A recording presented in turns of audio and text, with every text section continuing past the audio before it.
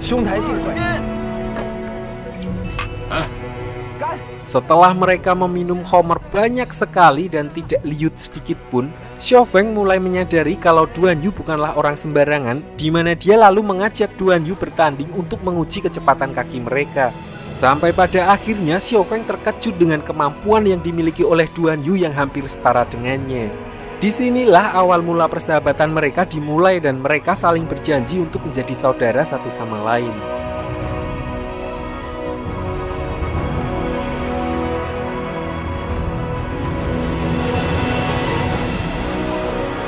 Lalu di tengah perjalanan mereka, Xiaofeng melihat anggota sekte pengemis yang sedang menghadang Wang Yuyan dan para saudara seperguruan Murongfu untuk mendesak keluarga Murong dan meminta pertanggungjawaban atas kematian wakil pemimpin sekte pengemis yaitu Kang Ma. Melihat hal itu, Xiaofeng dan Duan Yu langsung menuju ke TKP untuk menengahi mereka. Sebagai pemimpin yang jujur, adil, makmur, sosial bagi seluruh rakyat, Xiaofeng lalu meminta maaf atas tindakan anggotanya yang bertindak semaunya sebelum dirinya menemukan bukti yang valid terkait pembunuhan tersebut. Namun alih-alih mendapat respect, saudara seperguruan Murongfu justru mengkritik soal kepemimpinan Xiaofeng yang tidak becus dalam mengatur anak buahnya sehingga menimbulkan fitnah yang tidak benar. Di tengah kekisruan tersebut, 4 tetua sekte pengemis muncul di mana dengan PD-nya salah satu adik seperguruan Murong yang keempat lalu menantang salah satu tetua dan akhirnya adu mekanik pun tidak dapat dihindarkan.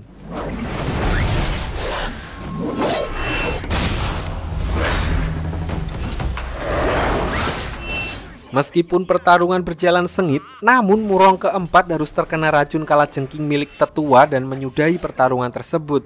Sementara itu, Murong ketiga yang tidak terima adik seperguruannya diracuni langsung menantang tetua lainnya.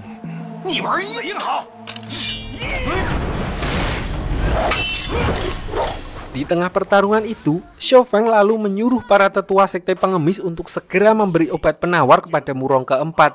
Di mana hal itu membuat Azu, salah satu pengawal Little Wang yang melihat langsung sifat Xiaofeng yang berjiwa ksatria mulai kagum dan menaruh hati kepada pemimpin sekte pengemis tersebut.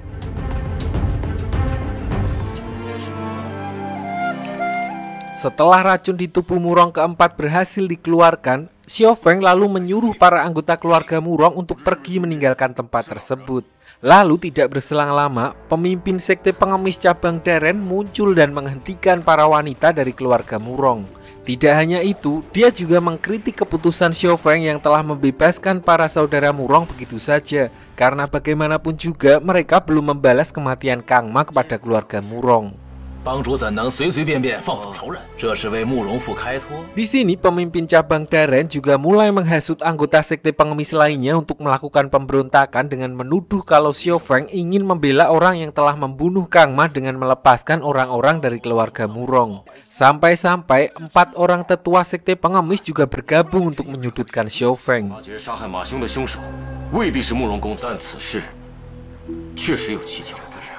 Lalu untuk menjelaskan akar masalah, Xiaofeng berkata kalau Murongfu kemungkinan telah dikambing hitamkan oleh seseorang dan sebelum bertemu dengan Murongfu untuk mengetahui kebenaran tentang pembunuhan itu, Xiaofeng tidak ingin merusak nama baik sekte pengemis dengan bertindak gegabah. Di sini sebenarnya Xiaofeng sudah curiga dengan pemimpin cabang Daren di mana dia menanyakan soal keberadaan para pemimpin cabang lain yang sebelumnya telah diutus. Lalu salah satu anggota sekte pengemis cabang Daren sempat deredek dan keceplosan ketika Xiaofeng bertanya kepadanya soal masalah tersebut. Xiaofeng lalu menyuruh anggotanya untuk segera mencari dan menjemput semua pemimpin cabang yang telah disekap. Dia juga menyuruh bawahan lainnya pergi ke wilayah Tibet untuk memberitahu Jenderal Tibet agar memperpanjang perjanjian pertarungan mereka.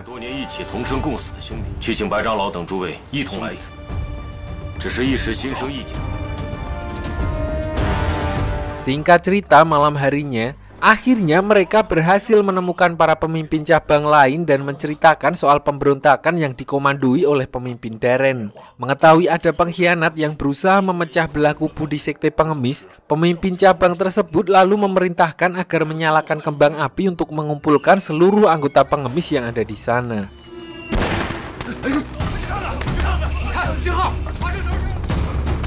Di sisi lain, meskipun berada di tengah para kumpulan pemberontak, Xiao Feng tidak sedikit pun merasa khawatir dan dengan santai memperkenalkan Duan Yu sebagai saudara angkatnya di depan semua orang.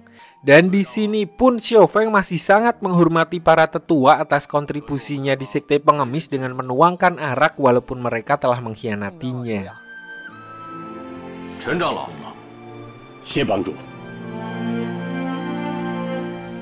Keesokan harinya, ketika semua anggota sekte pengemis sudah berkumpul untuk menyelesaikan kekacauan yang ada di dalam sekte pengemis, selaku penegak hukum, salah satu pemimpin cabang yang bernama Bai Xijing sempat kecewa dengan 4 tetua sekte pengemis lain yang bukannya memberi contoh, namun malah memakan mentah-mentah fitnah dari pemimpin Daren yang mendukung tindakan pemberontakan tersebut.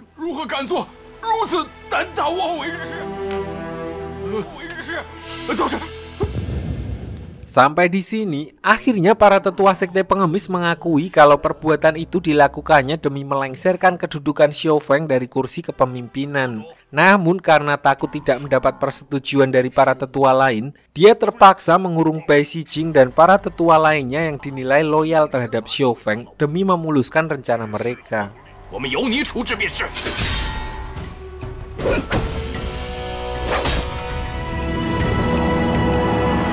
Sementara itu, pemimpin Daren alih-alih meminta maaf atas tindakannya, dia justru memfitnah Xiao Feng yang telah mengirim seseorang untuk membunuh Kang Ma dan mengklaim kalau posisi Xiao Feng sebagai pemimpin masih belum 100% jika Kang Ma tidak disingkirkan. Tidak hanya itu, dia juga menduga kalau Xiao Feng telah bersekongkol dengan Mu Rongfu karena telah melindungi Little Wang dan yang lainnya, mengingat ketiga wanita ini berasal dari keluarga Mu Rong. Di sini Xiao Feng lalu melakukan pembelaan soal 3 wanita keluarga Mu Rong yang dia selamatkan, karena bagaimanapun juga bertindak tanpa adanya bukti adalah tindakan pengecut, apalagi korbannya wanita. Di mana hal tersebut bisa merusak reputasi sekte pengemis dari ratusan tahun lalu yang terkenal suka menolong, tidak membeda-bedakan antara suku, ras, agama, pendek, tinggi, gemuk, kurus, bubur diaduk ataupun tidak.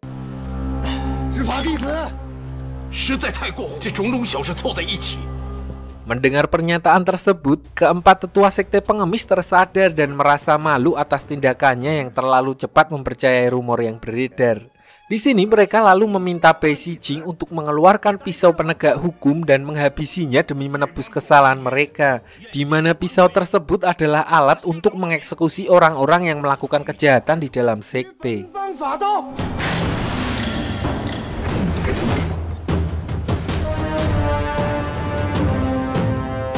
Namun tanpa diduga, Xiao Feng justru menusukkan 4 pisau penegak hukum ke tubuhnya sendiri, di mana hal itu dilakukannya untuk memberikan kelonggaran hukuman kepada 4 tetua sekte pengemis karena kontribusi dan jasa mereka kepada sekte pengemis sangatlah besar. Karena menurut aturan yang dianut sekte pengemis, siapapun yang melakukan pemberontakan akan langsung dihukum mati.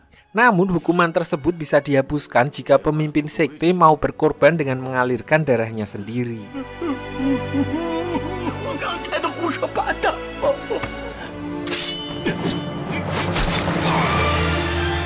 Meskipun Xiao Feng rela menusukkan pisau ke tubuhnya demi menyudahi konflik ini, namun hal itu tidak membuat pemimpin Daren merasa bersalah dan justru mengklaim kalau tindakannya benar karena mencegah sekte pengemis dipimpin oleh orang luar. Di sini Xiao Feng dibuat bingung soal pernyataan pemimpin Daren yang menyinggung identitasnya, karena seperti yang diketahui, dia juga berasal dari tempat yang sama seperti yang lainnya. Namun pemimpin Daren enggan menjelaskan pernyataan tersebut dan malah menyuruh Xiao Feng untuk segera membunuhnya saja.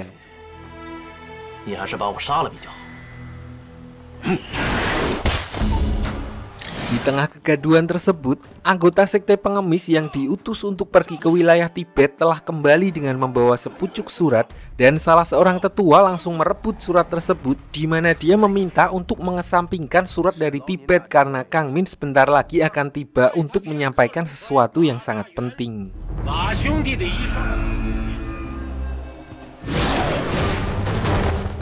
Tidak berselang lama, sepasang suami istri dari teman lama pemimpin sekte pengemis sebelumnya juga muncul dan langsung mencabut pisau yang ada di tubuh Xiao Feng dan menghentikan pendarahannya, disusul kedatangan seseorang bernama Hakim Muka Besi dan para pengikutnya, yang mana kedatangan nama-nama besar di dunia persilatan tersebut membuat hukuman mati pemimpin Darren terpaksa ditunda. Di saat bersamaan, akhirnya Kang Min tiba dan langsung to the point untuk meminta keadilan soal kematian suaminya. Dia menemukan 2 surat yang ditulis Kang Ma dan mantan pemimpin sekte pengemis di sebuah amplop yang disegel dengan lambang sekte pengemis ketika dia membereskan barang-barang mendiang suaminya. Di sini salah satu tetua lalu membacakan isi surat tersebut di mana Kang Ma berwasiat jika dirinya meninggal secara wajar, maka surat itu harus dibakar dan sebaliknya jika kematian Kang Ma tidak wajar, maka amplop tersebut harus dibuka di depan semua petinggi sekte.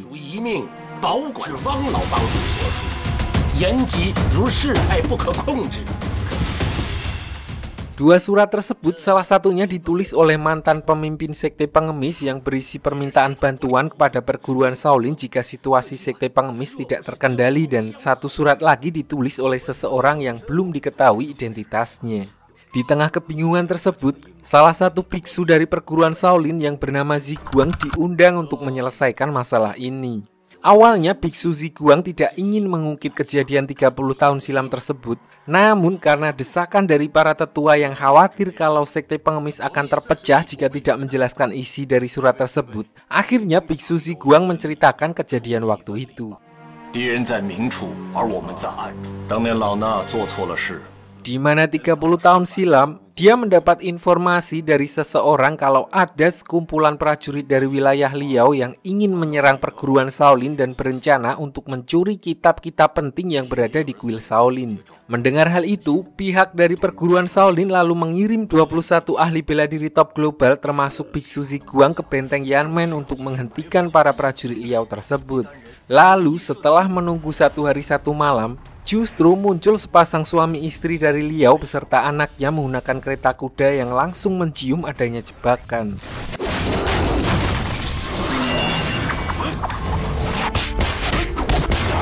Dalam pertempuran itu, sang istri harus terbunuh oleh prajurit dari kelompok biksu Ziguang, di mana hal itu membuat sang suami yang mempunyai kemampuan jauh di atas mereka semua marah besar dan mengamuk menghabisi pasukan biksu Ziguang tanpa ampun.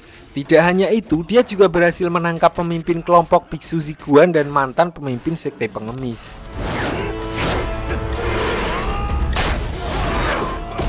Lalu ketika biksu Ziguang berpikir kedua orang itu akan terbunuh, tanpa diduga pria Liao tersebut justru melompat ke dinding batu untuk menuliskan tulisan dalam bahasa Liao, lalu mengambil jasad istri beserta anaknya dan melakukan on goal dengan melompat dari atas tebing. Namun ketika melihat anaknya yang ternyata masih hidup, dia langsung melemparkan kembali anaknya ke atas tepat ke arah pemimpin sekte pengemis. Awalnya mereka berniat membuang anak tersebut ke dalam hutan karena bagaimanapun juga ayahnya telah membunuh semua saudara seperguruannya. Namun melihat wajah polos dan imutnya kayak ager-ager, akhirnya mereka mengurungkan niat tersebut.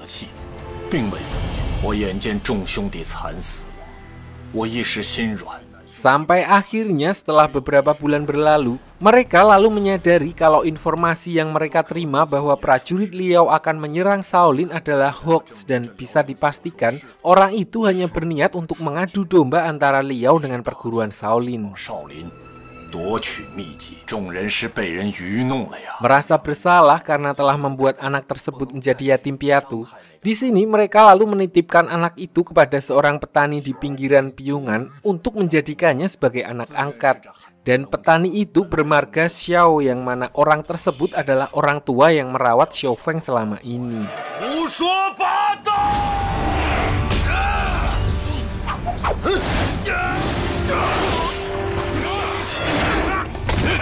Dalam kemarahannya, Xiao Feng berkata kalau dia tidak percaya dengan ucapan biksu Ziguang dan menganggapnya hanya omong kosong dalam upayanya untuk mencopot jabatannya sebagai pemimpin sekte pengemis.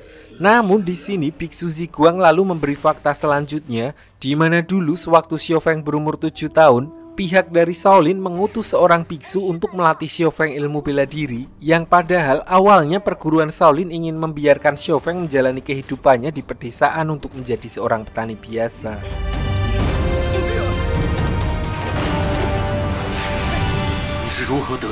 Namun karena masih menyesal setelah salah membunuh kedua orang tuanya, mereka memutuskan untuk membesarkan dan melatih Xiaofeng agar menjadi pemuda tangguh dan tahan banting.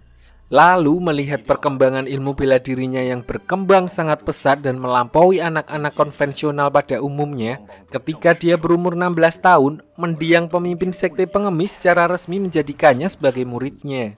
Lalu dengan kemampuannya yang di atas rata-rata, Xiaofeng mulai memberikan kontribusi besar yang membuat seluruh sekte pengemis semakin solid dan tidak terkalahkan.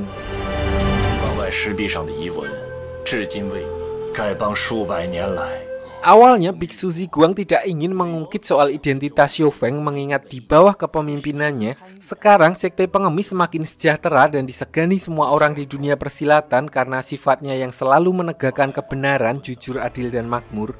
Bahkan dia juga ikut berkontribusi besar untuk membantu dinasti Song dalam menggagalkan rencana jahat dinasti Liao. Semuanya berjalan normal dan damai tanpa ada kendala sedikit pun, sampai pada akhirnya ada seseorang yang sengaja mengungkit masalah identitas Xiaofeng untuk mengadu domba mereka semua.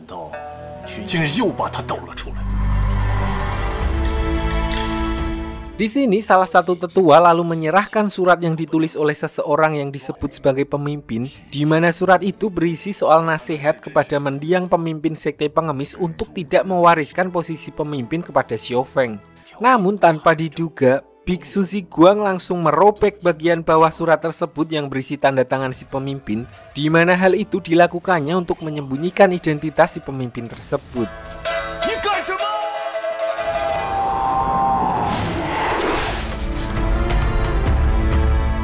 Sampai di sini pun salah seorang tetua dari sekte pengemis masih mensupport Xiaofeng karena kontribusi dan pengorbanan dirinya yang begitu besar kepada sekte pengemis, yang mana hal itu memicu para anggota lain untuk bersatu memberikan suaranya untuk mendukung agar Xiaofeng tetap menjadi pemimpin di sekte pengemis.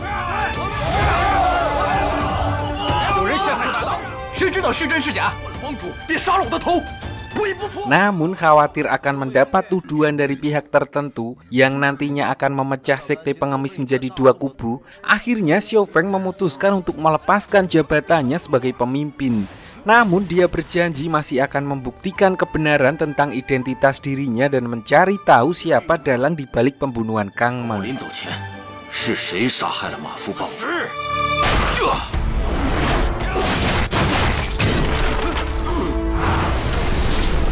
Setelah Biksu Ziguang dan Kang Min juga pergi dari tempat tersebut, tiba-tiba Jenderal Tibet ditemani oleh anggota 4 Dewa Buaya Selatan muncul untuk menagih pertarungannya dengan Xiaofeng yang sebelumnya telah disepakati bersama.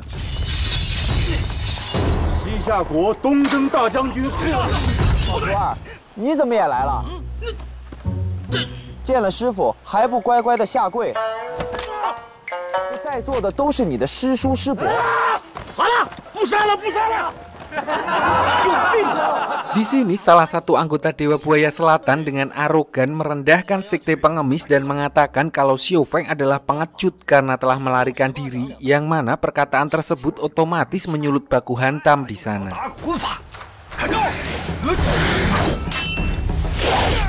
Awalnya anggota Dewa Buaya Selatan berhasil mengalahkan salah satu tetua sekte pengemis berkat kemampuan Little Wang yang mampu menganalisa dan mengcounter pergerakan dari lawan. Namun ketika anggota Dewa Buaya Selatan ingin menjadikan Little Wang sebagai istrinya, di sini dia lalu menjebaknya dengan memberi petunjuk palsu, di mana hal itu membuat tangan kirinya terkena sabetan pedang dan menyudahi pertarungan tersebut.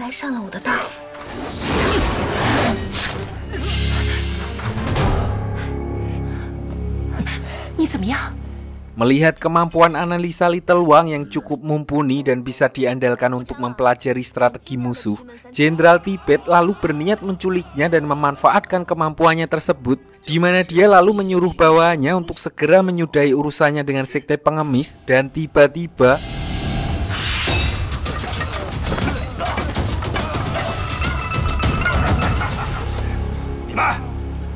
Racun yang keluar dari sarung pedang orang tersebut membuat semua anggota sekte pengemis lumpuh seketika, terkecuali Duan Yu yang sudah kebal akan segala jenis racun berkat kodok merah yang tidak sengaja termakan, di mana dia langsung mengevakuasi Little Wang dan membawanya pergi dari kejaran prajurit Jenderal Tibet.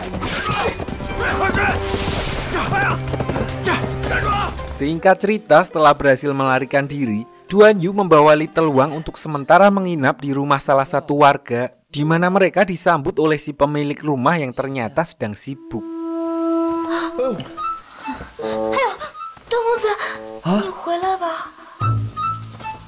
Namun tidak berselang lama, para prajurit Tibet yang mengejar mereka menggeledah semua rumah yang ada di sana, yang akhirnya membuat mereka ketahuan. Di sini diperlihatkan Duan Yu yang harus melawan para prajurit Tibet dengan kemampuannya yang sekarang dapat dengan mudah melumpuhkan mereka semua dengan bantuan arahan dari Little Wang.